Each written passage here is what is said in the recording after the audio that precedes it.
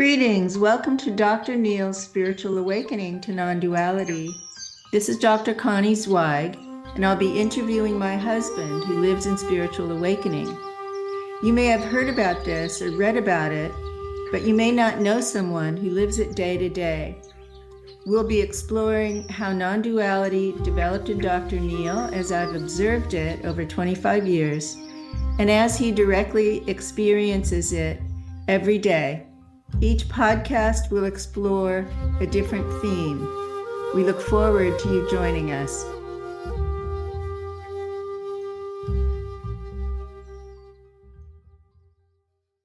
We're meeting to discuss Dr. Neil's spiritual awakening to non-duality. And we've been coming across a lot of different meanings of this term. A lot of people are using it now to mean awakening or enlightenment at various levels of consciousness. I wanted to ask my husband, Neil, about the direct experience of non-duality rather than the concepts and see what he can clarify for us. Neil, what is non-duality and what is your experience of it? Well, if I was to intellectually define it, I would say it's not oneness, but not two-ness. In other words, non-duality, not two. I guess that's the best definition of it. The experience of it, though, is many levels and facets, not just the one experience. So one of my awarenesses, and I say that because it's always available, yet I'm not in that level of consciousness all the time, is Brahman consciousness or the divine or God. And that is experienced by me as being everywhere. So everywhere meaning that my awareness and attention can be located at any place in the cosmos. That's the physical universe, from the smallest quark or smallest particle to the most abstract, huge intergalactic awareness, and also from the subtle realm, the gross realms, what we see with our eyes, ears, mouth, and so on, to the subtle realms, the astral plane, the mental plane, Buddhic plane, Atmic plane, celestial planes, and so on. There is in me the capacity to be conscious of all of these states as myself and as a part of myself and aspect of myself. So it's quite possible for me in this moment to be in this room and at the same time experiencing the galaxy, visually looking at the galaxy, listening, hearing the crackling of the galaxy, the flavor of the galaxy. How is this connected to non-duality? Well, I am that. In other words, I am that. That is me. It's not dual in the sense that there is subject and object. It's the fact that I am all of it. So maybe the first pair of opposites that most people associate with non-dual would be subject-object. Can you say more about that? Yes, most people would look at it from a purely physical point of view of, let's say, sight.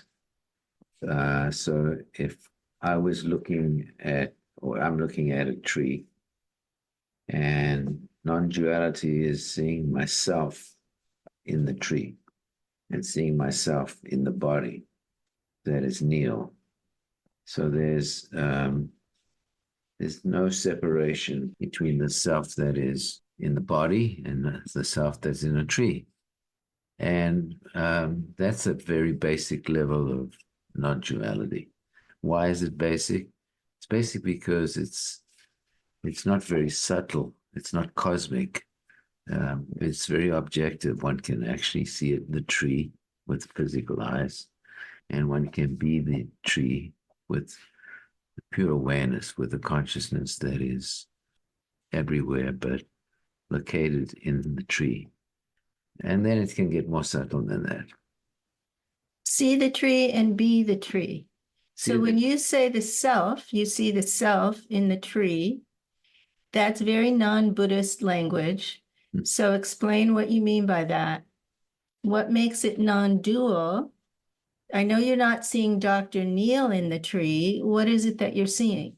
Well, the consciousness that is me, the consciousness that is present. So the essence of you, we could call consciousness, and the essence of the tree. You can call consciousness. Yeah, so the tree, the essence of the tree. So if I'm looking at a tree, for example, what I experience is the usual physical object of Neil, has visual capacity, who is observing the tree as a physical object, which has leaves and branches and so on. And if I was to look a little deeper into the consciousness, I would see that there is a subtle realm, there's an astral realm, and there's entities that are growing and supporting the tree, and there are entities that are growing and supporting this Neil body. And if I go a little deeper, I'll see that the same consciousness that manifests the tree is manifesting Neil, the body, the mind, and so on. Not two consciousnesses, one consciousness. So what we might call spirit or pure consciousness or being, or depending on our lineage and our language, is basically the essence that we share, but that we're unconscious of in separation as we live in duality. So it sounds like your visual sense has allowed you to perceive that that's not true, that duality is not actually the truth. Correct. Everything is God, or everything is Brahman, and I am everything. So there's no separation between one substance and another substance. They're all one. There's no separation between me and the object of perception. They're all one. Now, has this happened for you with any other sense? Yes, it happens primarily with sight, but also with hearing and touch. So tell me about hearing. Well, right I know now, for a long time you've had inner, what do you call it when you're meditating and you have inner currents, or what do you call it? oh yeah, I call it currents, inner sounds. Yeah, you have some kind of inner internal vibration that you hear. Right. So who is speaking right now? Well, it would appear that there's an I that is speaking, that is making the sound that you're listening to. And there is Connie, my wife, who has her own sound. It would appear that way. That's not the reality. The reality is that this voice that's speaking right now out of this mouth is spontaneous, has no substance to it. It's directly expressing the consciousness of the cosmos, of God, of Brahman. There is no body here. There's no Neil saying this. And the same thing with Connie. When Connie speaks, there is no Connie. There's the universe expressing itself as a sound, as a vibration. But you don't obey me all the time. Obedience. Okay, so you're saying there's a non-dual, that the sound that I'm expressing in this moment for you is not separate from the sound that you're expressing from your body mind. Yes, it's almost like when you're speaking, the consciousness that is Brahman, that is God, is speaking through that mouth that you experience as yourself. But I experience myself as speaking that. And what about touch? You said there's something about some experience of non-duality in touch. Yeah, I think I'll leave that for another time because it's more complex. Okay. I know we have a friend who speaks about taste, that her awakening happened through her sense of taste. So she eats a piece of fish and she experiences the entire lifetime of that fish swimming, being born, swimming in the stream, and coming to her mouth Right, in that moment that she's tasting the fish. right, And she's not separate from it. right. So apparently, this level of awakening can happen for some people through the senses. Yes. I don't know that that's true for everyone. My understanding at this level is that it happens in awareness. It doesn't happen in the mind. It happens in awareness for most people. But this sensory experience of non-duality is interesting because I don't hear it spoken of very much. I think most people see it as part of the mind or a sense of self that is physical. So the subject is the physical body or the personal mind, and the object is what we perceive with the sight or the mind. And when those merge or become one, that's perceived or described as non-duality. Okay, and just before we move on, you said inner sound currents. Do you experience non-duality through sound? I hear the sound of the universe. The universe is making a constant sound. In fact, let's rather say the cosmos, because the universe does make a sound. This is the sound of creation. And supposedly it's the sound of the Big Bang, which is still happening right now. What do you mean? Well, we tend to look at things in terms of time and space. So when one begins to look at time and space as relative, in other words, I am emptiness experiencing the fullness or the wholeness of the universe. So I am everywhere and I'm able to perceive almost everything through sight. Inner sight. Well, it could be physical, gross physical. It could be astral, mental, Buddhic, celestial. Could be inner sight, yes. So there are levels of sight. So is this connected to the third eye? The third eye is one of the levels. There's only one thing happening in the universe. When one divides it into two, one can say that there's the celestial sight or the cosmic sight or the Physical. well, the physical sight is gross, but the physical side is not real.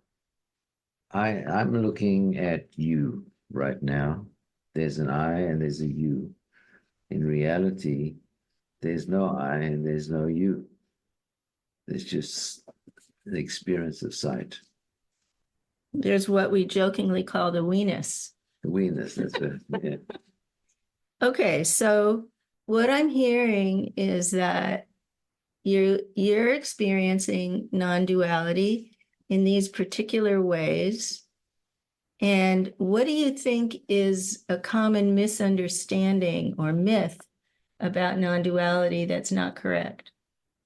There's so many subtle variations of non-duality, and some of them are, how would I describe this? No, non-duality may be experienced as emptiness. Buddhists tend to see that as the first level of non-duality, Of awakening. of awakening. So one experiences emptiness or nothingness. This Hindu variation tends to see this as Brahman or as everything. This is the creator creating everything. The Jewish framework tends to see non-duality as various stages of oneness with everything and emptiness or nothingness, which cannot be experienced, can only be known by what it's not.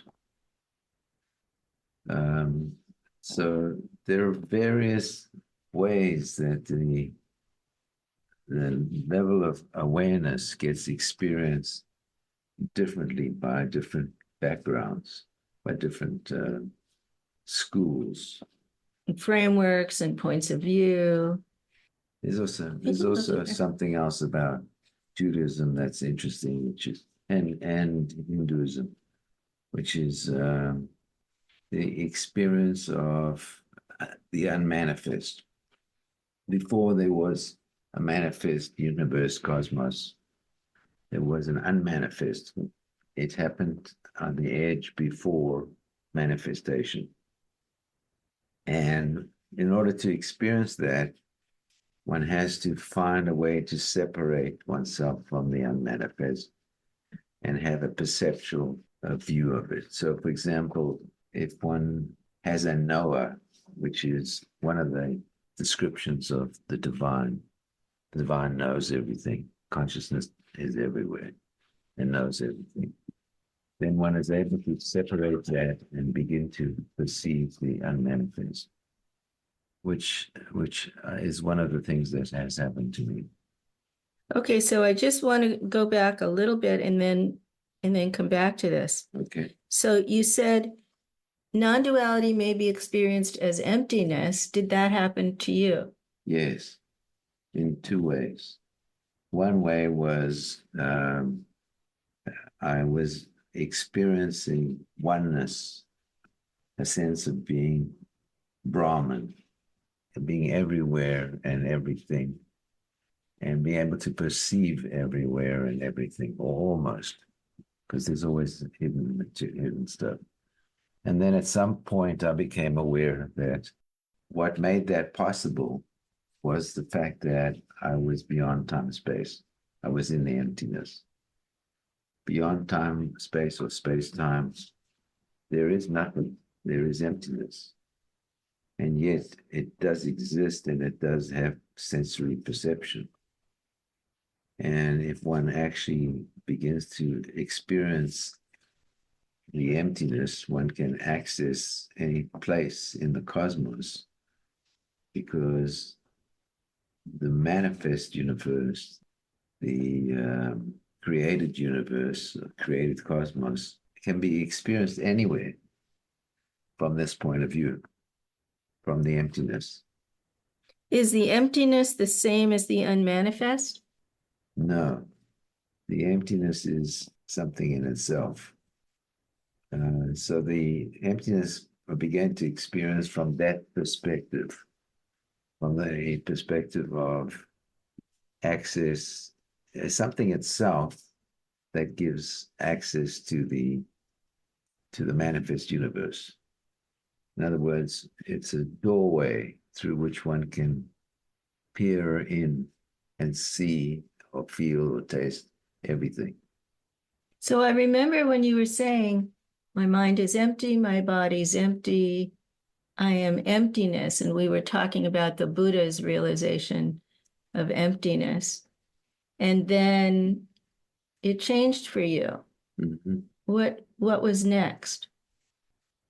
What has happened next is the experience of the heart, for want of a better word, that beyond the emptiness, beyond the unmanifest, is the heart, which I experience as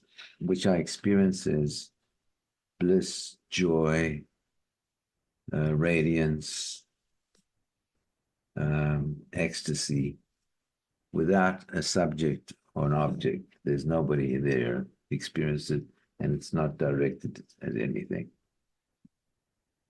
So this reminds me, in so many mystical traditions that talk about after realization, the Kundalini goes back down to the right side of the heart. This is not the heart chakra. This is the right side of the heart, which is centered on compassion and bliss. Yes, it's more subtle than the creator or Brahman. It's more, it's a post that experience of awareness. Does it happen in the body? That's a symbol of how it happens. What do you mean? Well, there's no subject, there's no object, there's no body, there's no mind. Oh, I see. There's nobody there except the state or the consciousness. So one would look at it, let's say, if one wanted to describe it in terms of religious terms, one would say God is love, pure love. But then take away God, and what you're left with is pure love. If one, if one wants to look at it from a more Hindu perspective, one would say, I am ecstasy. So there's an I that returns in the sense of. But it's not personal. No, it's not personal and it's not descriptive. There's no self or object. There's no person in the I, and there's no object of the love. Correct. It seems to me that the language in our spiritual world is kind of unclear. People speak of oneness, unity, merging with the divine, enlightenment, awakening, non-duality.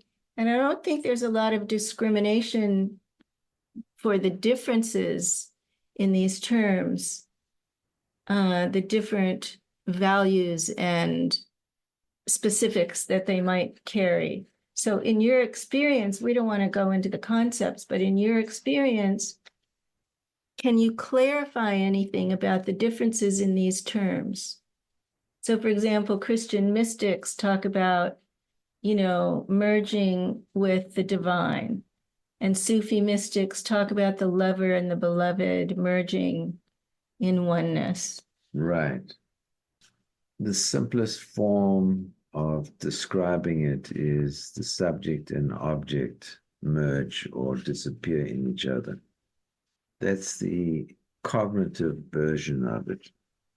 More emotional or feeling version of it is that the self and the other disappear into pure radiance, bliss, joy, love. If one wants to look at it from the self expands to become everything. Rather than the self dissolves like a drop into the ocean. Yeah, one can look at it like that. But when it dissolves, it becomes the ocean, so it does expand. Yeah, you can look at it like that because you can experience it that way. In other words, the self can expand to become everything. And when it becomes everything, it's dissolved. It doesn't exist anymore as a separate entity. So in some ways, it becomes nothing. In some ways, it's dissolved into the cosmos or into the divine. That everything is the divine. Another way of saying it, it just appears as separate entities, as separate consciousnesses. Well, do you think there's a difference in experience of this point for people who do a bhakti devotional path and people who do a more cognitive discriminating path or a more physical yoga path? Right. So if one does a mindful path, one explores the body, awareness of the body, and then awareness of the emotions, awareness of thoughts, awareness of intuition, and then one reaches a level where one experiences emptiness.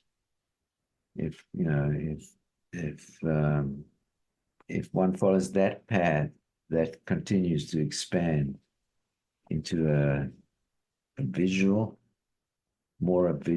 perception of these different subtle realities, the planets, subtle levels when you pass on, when you die. So, but it's sort of mental and descriptive in terms of perception, visually, auditory. But Yeah, it's not heart-centered. It's not heart-centered, yeah, but one has to, if you keep going through all the levels, one ends up in the heart. So,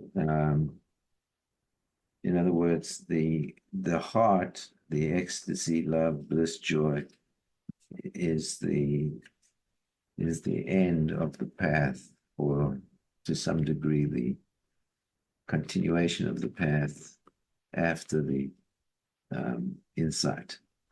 And if one follows bhakti, at some point one has to change awareness or move awareness into insight, into description of what is there. Oh, so each one kind of leads to the other one. Yes. Necessarily, if there's a full awakening. Correct.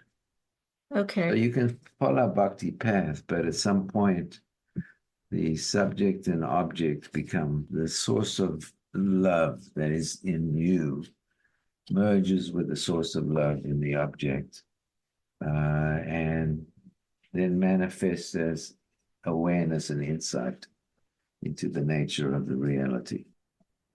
Beautiful. That's a good place to land, I think. We were going to close each podcast with your present moment. Do you want me to open the blind so you can look outside? No. Okay. What's going on right in this moment? In this moment, this physical body called Neil, it's the name it was given, is everywhere.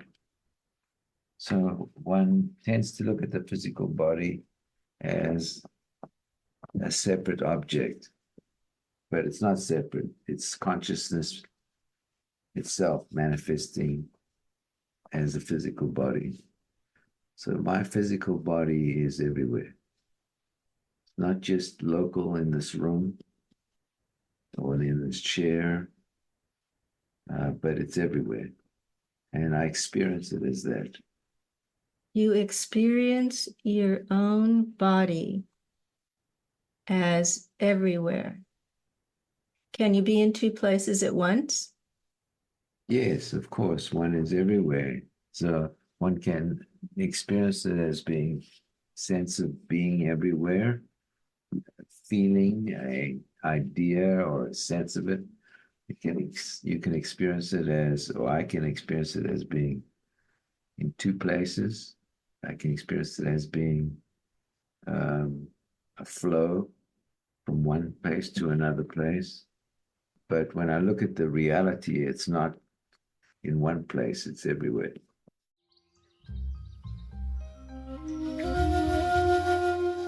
Thanks for tuning in today.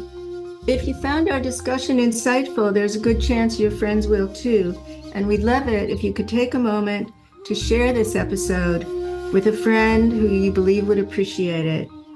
Help us spread the word and reach more people.